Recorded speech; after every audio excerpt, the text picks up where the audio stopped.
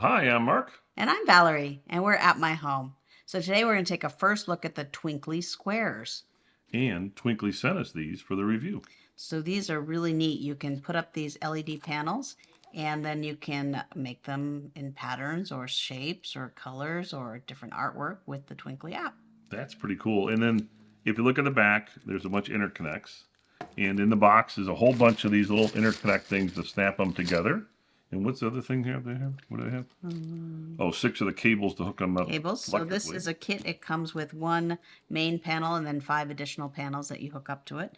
And you can expand if you want up to 16 panels. Wow.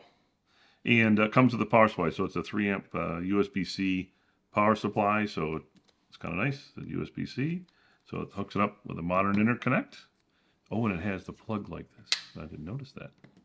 And comes with stickers, instruction booklets, and a mounting template. So here's the exciting mounting template that goes with the panel. So everything you need. Everything you need. So we're going to go ahead and install these, check it out, come back and show you how they work.